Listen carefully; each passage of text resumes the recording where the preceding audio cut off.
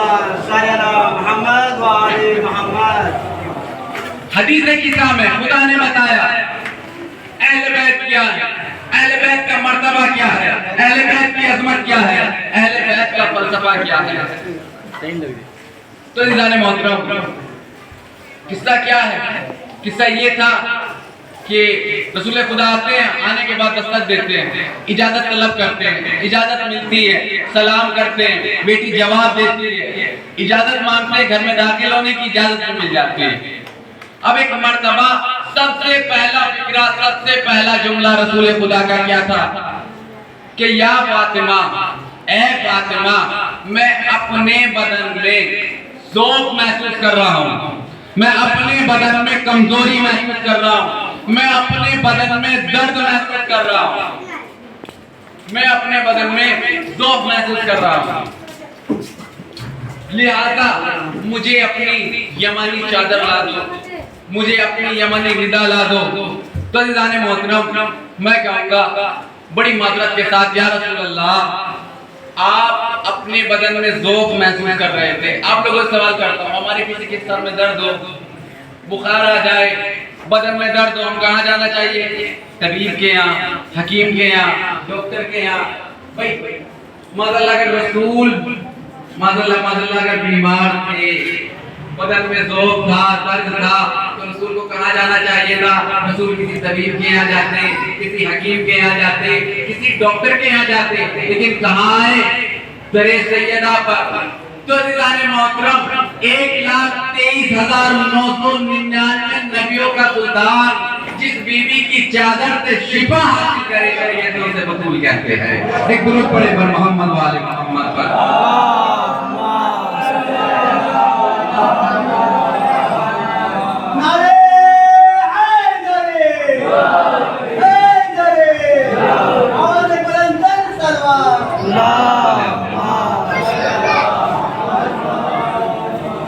سب نبیوں کا سلطان، سب نبیوں کا سردار جس بی بی کی چادر سے شفا حاصل کرے شریعت میں اسے بطول کہتے ہیں، شریعت میں اسے زہرا کہتے ہیں، شریعت میں اسے فاطمہ کہتے ہیں۔ اب اس بات پر بھی اعتراض، بھائی رسول نے آپ کا قصہ سنا ہوا ہے کہ جیسے چادر مانگی جناب سیدہ نے چادر اڑائی اور رسول کا ذوق دور ہوا، رسول کی کمزوری دور ہوئی، رسول کی تھکاوٹ دور ہوئی، رسول کا درد دور ہوا، ٹھیک ہو گئی رسول۔ اب اس بات میں لوگوں نے اعتراض، بھئی چادر اڑانے سے درد دور ہو گیا، ذوق دور ہو گیا، بھئی چادر کیا کی ہوتی ہے؟ کپڑے کی، کسی دوا کی تو چادر نہیں ہوتی، کپڑے کی چادر ہوتی ہے۔ بھئی تاریخ دکھائیے کہ کہاں کپڑوں سے شفا حاصل ہوتی ہے، بھئی کہاں کپڑوں سے شفا حاصل ہوتی ہے، ہمیں تاریخ دکھائیے۔ کہا کہ تاریخ میں دکھائیں گے اور آیت میں دکھائیں گے۔ اس کا جواب قرآن سے دیں گے کہ کپڑے سے کیسے شفا حاصل ہوتی ہے۔ سورہ یوسف کھولیے، سورہ یوسف کھولیے کہ جب یوسف کے بازار میں یوسف کے بھائی آئے اور آنے کے بعد کہا اے بھائی یوسف، بھائیوں کو معلوم ہو گیا کہ عزیز مصر بھائی ہے، یوسف ہے۔ کہا کہ بھائی یوسف، بابا نے تمہاری فرقت میں رو رو کر آنکھیں گوا دی، آنکھیں گوا دی۔ تو جواب کیا دیا جناب یوسف نے؟ کہا کہ یہ لو میری قمیض کپڑے کی تھی یا دوا کی؟ قمیض کپڑے کی تھی یا دوا کی؟ تاریخ نے لکھا، قرآن نے لکھا، کیا لکھا کہ کپڑے کی قمیض تھی۔ قمیض لے کر بھائیوں نے بابا کے پاس آئے، بابا کے چہرے پر ڈالی، بصارت لوٹ آئی، بصارت لوٹ آئی۔ بھائی جب ایک نبی کے بیٹے کی قمیض سے ایک نبی کی آنکھوں کی بصارت لوٹ سکتی ہے تو سید المرسلین کی بیٹی کی چادر سے اس کے بابا کا ذوق کیسے دور نہیں ہو سکتا؟ ایک درود پڑھے پر محمد سبحان اللہ، اللہم صلی علی محمد وآل محمد۔ یا علی اللہم صلی علی محمد وآل محمد۔ جب ایک اور رسول خدا کے نام کے آگے لگتا کہا ہے سید المرسلین، سید الانبیاء، سب نبیوں کا سردار، سب رسولوں کا سردار۔ اب جب سردار نام آ جائے تو نیچے والے سب غلام ہو جاتے ہیں، نیچے والے سب غلام ہو جاتے ہیں۔ تو گویا یعقوب غلام، گویا یوسف غلام۔ تو جب ایک غلام نبی کے غلام بیٹے کی قمیص سے غلام باپ کی بصارت لوٹ سکتی ہے تو سید و سردار کی بیٹی کی چادر سے اس کے سید باپ کا ذوق کیسے دور نہیں ہو سکتا؟ تو عزیزان محترم، اعتراض کرتے لوگ کیسے ٹھیک کر دی چادر نے، رسول کا ذوق کیسے دور ہو گیا؟ جھوٹی کہانی جھوٹی ہوا کرتی ہے لیکن جھوٹوں کی، سبحان اللہ، سچوں کی کہانی کبھی جھوٹی نہیں ہوتی، جھوٹی کہانی جھوٹوں کی ہوتی ہے۔ ایک درود پڑھیں پر محمد آل محمد، اللہم صلی علی محمد و آل محمد۔ عزیزان محترم، اب ہوا کیا؟ قصہ سنا ہوا ہے کہ امام حسن آتے ہیں، سلام کرتے ہیں اور کہتے ہیں اماں آج گھر میں سے ایسی خوشبو آ رہی ہے جیسے نانا کے بدن سے خوشبو آتی تھی، نانا کے بدن سے خوشبو آیا کرتی ہے۔ کہا کہ ہاں وہ سامنے چادر کے نیچے تمہارے نانا ہے، سامنے چادر کے نیچے نانا ہے۔ امام حسن نانا کے قریب گئے، سلام کیا، اجازت مانگی، جواب سلام ملا، اجازت ملی اور امام حسن بھی چادر کے نیچے ہو گئے، صحیح چادر ہو گئے۔ اس کے بعد امام حسین آتے ہیں، کوئی بیان دہراتے ہیں، اے اماں خوشبو محسوس کر رہا ہوں، وہی جواب ملتے ہیں۔ اب امام حسین بھی جناب رسول خدا کے پاس آتے ہیں، چادر کے قریب آتے ہیں، سوال کرتے ہیں، سلام کا جواب ملتا ہے، پھر کہتے ہیں نانا جان کیا اجازت ہے میں بھی آ جاؤں؟ اب رسول نے ایسے ہی اجازت نہیں دی، کچھ جملہ دہرایا حسین کے لیے۔ وہ جملہ کیا ہے؟ یا شافیہ امتی، بھائی اللہ اپنے حبیب کو شافیہ محشر کہہ کے بلا رہا ہے، رسول اپنے نواسے کو شافیہ امتی، کیا گویا کیا مانا ہوئے؟ مانا یہ ہوئے اے میری امت کے شفاعت کرانے والے، اے میری امت کے شفاعت کرانے والے، تجھے اجازت میں داخل ہو جا۔ اجازت مل گئی تو عزیزان محترم رسول نے کیا کہا کہ شافیہ امتی، شافیہ امتی، امت کا شافع، امت کی شفاعت کرانے والا۔ تو امام حسین تمام امت کی شفاعت کرائیں گے، تمام امت کی شفاعت کرائیں گے۔ عزیزان محترم، ایک چھوٹا سا سوال، اور میں نے اسٹارٹنگ میں آپ کو کہا تھا، مجلس کی شروعات میں کہا تھا کہ فرش عذاب ذکر حسین مجلس عطا کی طرف تھا، یعنی سیکھنے اور سکھانے کی جگہ۔ تو آج کی مجلس کا ایک چھوٹا سا پوائنٹ میں آپ لوگوں سے سوال کرتا ہوں، آپ ذکر حسین کر رہے ہیں، آپ ماتم حسین کر رہے ہیں، کیا آپ اس ادا کا حق ادا کر رہے ہیں؟ حق کی ادا ادا کر رہے ہیں؟ تو شاید سب کا جواب ہو کہ نہیں، ہم مرتے مر جائیں ادا کا حق ادا نہیں کر سکتے۔ حسین کے جو رونے کا حق ہے وہ حق ادا ہم سے نہیں ہو سکتا، ہم مرتے مر جائیں، اپنی قبروں تک پہنچ جائیں، مگر حسین کی ادا کا حق ادا نہیں کر سکتے، حسین کے عزاداری کا حق ادا نہیں کر سکتے۔ بھائی جب نہیں کر سکتے تو کرتے کیوں؟ کرتے کیوں؟ آپ کو یہ سمجھانا ہے کہ کرتے کیوں ہیں، بھائی کرتے کیوں ہو؟ کہا کہ مولانا صاحب سمجھ میں نہیں آئے، کہا کہ ٹھیک ہے سمجھا دیتے۔ کہا کہ کیا؟ کہ وہ زمانہ یاد کیجئے کہ جب جناب ابراہیم کو آگ میں پھینکا جا رہا تھا، آگ میں پھینکا جا رہا تھا، آگ بھڑکی ہوئی تھی، میلوں میں پھیلی ہوئی تھی، صدیوں کی لکڑیاں اکٹھا کی ہوئی تھی۔ اب ایک مرتبہ جب آگ بھڑک رہی تھی جناب ابراہیم آگ میں تھے تو ایک پرندہ تھا جس کی چونچ میں پانی کی ایک قطرہ تھا، پانی کا قطرہ تھا، بڑی تیزی سے آگ کی جانب اڑا جا رہا تھا۔ تو ایک مرتبہ کچھ پرندوں نے اس پرندے کا رفتہ روکا، کہا کہ کدھر جا رہا ہے؟ کہا وہ جو آگ لگی ہے ادھر بجھانے جا رہا ہوں۔ کہا کہ وہ میلوں میں پھیلی ہوئی آگ ہے، کیسے بجھائے گا؟ وہ میلوں میں پھیلی ہوئی آگ ہے۔ کہا کہ تیرے قطرے سے نہیں بجھ پائے گی۔ کہا کہ مجھے معلوم ہے نہیں بجھ پائے گی۔ کہا کہ پھر جب معلوم ہے تو جل جائے گا۔ کہا کہ جل جانے دو، میں اس آگ کے قریب جاؤں گا، اس قطرے کو آگ میں ڈالوں گا اور اللہ کو ضامن بناؤں گا، اللہ کو گواہ بناؤں گا کہ پروردگار گواہ ہے نا، میرا تعلق ابراہیم سے تھا، نمرود سے نہیں۔ وہ تعریف یہ کرتے ہیں اللہ کو گواہ بنا لے، ہمارا تعلق حسین سے تھا، یزید سے نہیں۔ ایک درود پڑھیں محمد وآل محمد۔ بس اللہ تعالیٰ ہم مرتے مر جائیں حسین کی عزاداری کا حق ادا نہ کر سکتے۔ آج بھی سفر ہے، آج چہلم، کس کا چہلم؟ حسین کا چہلم، فقط حسین کا چہلم نہیں، آج عباس کا بھی چہلم ہے، آج اکبر کا بھی چہلم ہے، آج اصغر کا بھی چہلم ہے۔ عزادارو کائنات میں کوئی ایسا گھر دکھا دو کہ جس کے ایک دن میں پورے گھر کا چہلم ہوا۔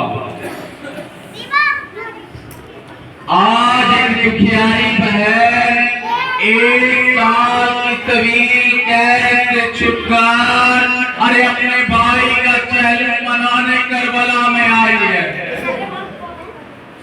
عزادارو تاریخ کہتے ہیں کہ جب اہل حرم کو رہائی ملی، اہل حرم کو ایسے ہی رہائی مل گئی؟ نہیں، یزید اتنا سخی نہیں تھا کہ اہل حرم کو رہا کر دیتا۔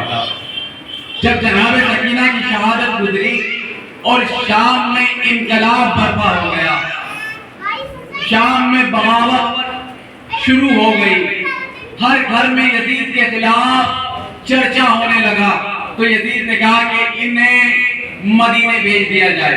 ایک مرتبہ سید سجاد کو بلایا گیا، سجاد ہم نے آپ کو آزاد کیا، ہم نے آپ کو رہا کیا، اب آپ کی مرضی، آپ چاہے شام میں رہ جائے چاہے مدینے واپس چلے جائیں۔ سید سجاد کہتے ہیں کہ ہمارا شام میں ہے ہی کیا، ہم واپس مدینے جائیں گے، لیکن ہماری کچھ شرطیں ہیں۔ عزادارو دستور کیا ہوا کرتا ہے کہ جیتنے والا شرطیں رکھتا ہے، جو قتل کرتا ہے قتل کرنے والا شرطیں رکھتا ہے، لیکن یہ جیت تو دیکھیے کربلا والوں کی کہ شہید ہو گئے، سارا گھر کا گھر لٹ گیا، لیکن شرطیں خود رکھ رہے ہیں۔ ہماری کچھ شرطیں ہیں کہ ہم اپنے غریبوں کا، ہم اپنے شہیدوں کا ماتم نہ کر سکے، ہم اپنے شہیدوں پر دل کھول کے گریہ نہ کر سکے، ہم ایک مکان خالی کرا دے، اور جو ہم تیرے لشکر نے شام غریبہ میں ہمارے تبرکات لوٹے تھے انہیں واپس کرا دے، ہمارے شہیدوں کے سر واپس کر دے۔ لو عزادارو ایک مرتبہ ایک مکان خالی ہوا، جناب زینب ساری بیویاں اس مکان میں آئی، کوئی مسائل پڑھنے والا نہ تھا۔ ایک بیوی اٹھتی تھی کہتی تھی واہ کہنا، تو ساری بیویوں میں کوہرام مچاتا تھا۔ کوئی بیوی کہتی تھی واہ علی اکبر،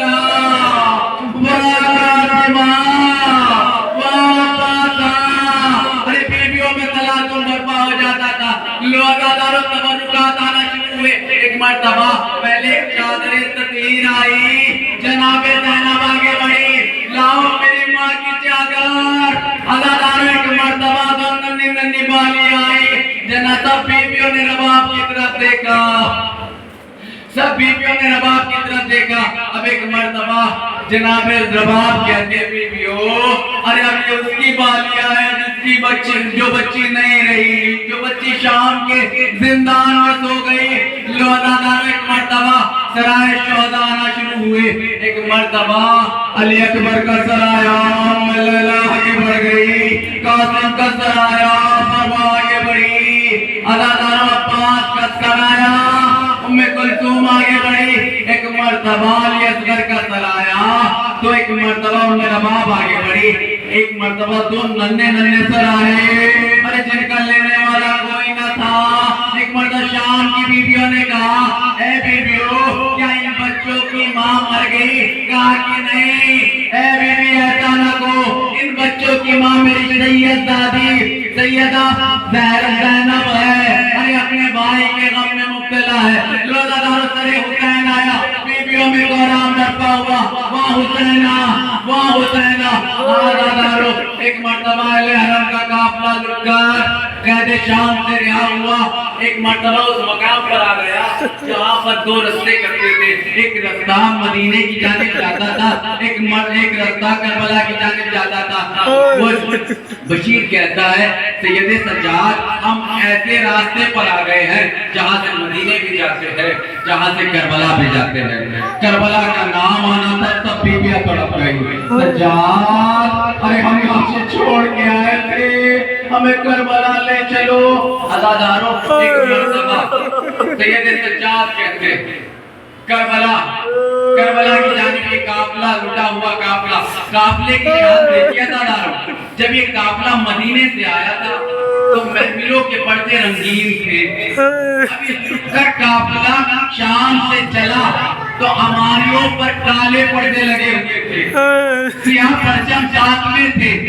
اب ایک مرتبہ قافلے کی حدود میں ایک قافلہ آنے لگا کربلا کی حدود میں، تو ایک مرتبہ کربلا کا پہلا مجاہد، پہلا زائر جابر بن انصاری، جابر بن عبداللہ الانصاری جو حدیث قصہ کا راوی ہے، ایک مرتبہ ایک کربلا میں آیا، امام حسین کی قبر پر رو رہا تھا، تو ایک مرتبہ قبر حسین سے صدائے بلند ہونے لگی، قبر حسین میں لرزش آ گئی، کہا کہ جابر جلدی کر، ارے کربلا کی حدود سے باہر نکل جا۔ کہا کہ کیا ہوا مولا، مجھ سے کوئی خطا ہو گئی؟ کہا جابر تجھ سے کوئی خطا نہ ہوئی، ارے شام کی تھکی ہوئی، ارے کربلا میں ستائی ہوئی، شام و قبا میں پرائی ہوئی میری ماں ارے واپس پلٹ کے آ رہی ہے، اے حسین میں تو نابینا ہوں۔ جابر ارے نابینا ہے، ارے بہرا تو نہیں ہے، سنائی تو دیتا ہے، ابھی زینب آئے گی، ارے وہ چیخ چیخ کر صدائے بلند کرے گی۔ روزہ دارو جناب زینب، یہ لٹا ہوا قافلہ کربلا میں داخل ہوا، جناب زینب نے خود کو اونٹ کی پشت سے ایسے زمین نے کربلا پر گرایا، حسین کی قبر پر خود کو ایسے گرایا، ارے جیسے قرآن پر بنا شانوں کے عباس گرے تھے۔ ایک مرتبہ جناب زینب بھائی کی تربت سے لپٹی، بھیا اے بھیا ارے ذرا قبر سے باہر آؤ اور اپنی ماں جائی کی حالت دیکھو، اے بھیا مجھے پہچانو، کیا میں وہی زینب ہوں؟ ارے جسے کربلا میں لے کر آئے تھے، کیا میں وہی زینب ہوں جسے اصل عاشور چھوڑ کر گئے تھے؟ لو عزادارو بس ایک جملہ سن لیجئے گا اور تابوت تبرکات آپ کی نظروں کے حوالے۔ عزادارو یہ لٹا ہوا قافلہ کربلا میں چہلم منا چکا، اب یہ لٹا ہوا قافلہ واپس مدینے آ گیا، اسی قیامت کے جملے پر عزادارو حسین کا تابوت آپ کے درمیان میں ہوگا۔ عزادارو ایک مرتبہ یہ لٹا ہوا قافلہ مدینے واپس آیا، یہ قافلہ مدینے واپس آیا، زینب کیا لے کے گئی تھی اور کیا لے کر آئی ہے اب خود دیکھئے گا۔ عزادارو ایک ماں ہے قافلے میں جس کی آغوش میں جھولے کی جلی ہوئی لکڑیاں ہیں، ایک بہن ہے ارے جو اپنی ماں کی قبر پہ جب پہنچی ایک مرتبہ کہتی ہے اماں ارے ذرا اٹھ کر دیکھو تیرے حسین کی سنانے لائے ہوں، اے اماں ذرا قبر سے باہر آؤ تیرے حسین کی سنانے لائے ہوں۔ اماں ارے جو لے کے گئی تھی وہ واپس نہ لائی۔ عزادارو ایک مرتبہ جناب زینب نے ارے حسین کا خوبرا کرتا ماں کی قبر پہ رکھا، قبر سیدہ میں زلزلہ آ گیا، زینب تڑپ گئی، اماں کوتاہی تو ہے 70 قدموں کے فاصلے سے بھائی